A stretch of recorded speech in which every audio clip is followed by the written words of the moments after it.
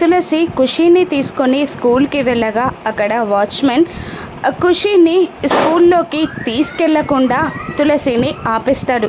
Madam, మిమ్మల్ని లోపలికి రానివ్వద్దని principal స్ట్రిక్ట్గా ఆర్డర్ వేశారు మేడం అని అంటుండగా తులసి షాక్ అయి ఎందుకు అని అడుగుతూ ఉంటుంది. మీరు ఫీజు కట్టలేదంట కదా మేడం, ఫీజు కడితేనే లోపలికి ఎంట్రీ అంట, లేదంట మేడం అని వాచ్మెన్ చెప్పగానే ప్రిన్సిపల్ని కలిసి ఒక 1 వీక్ టైం ఇవ్వమని బ్రతిమిలాడుకుంటాం అని అంటూ ఉంటుంది తులసి. నో మేడం అని అనగానే ఖుషి పాప వెళ్దాం పదమ్మా అని అంటూ ఉంటుంది. సరే అంటూ బాధగా ఖుషిని తీసుకొని రోడ్డుపై నడుస్తూ ఉంటుంది తులసి.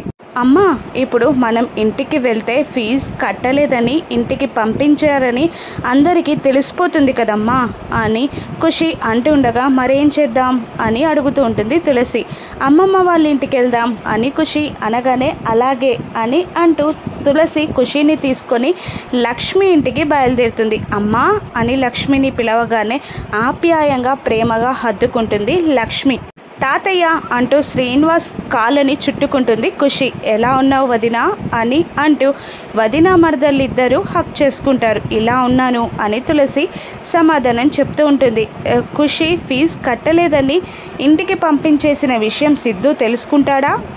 తులసి ప్రాబ్లమ్ని సాల్వ్ చేస్తాడా? రాను ఎపిసోడ్స్లో చూద్దాం. Thank you for watching.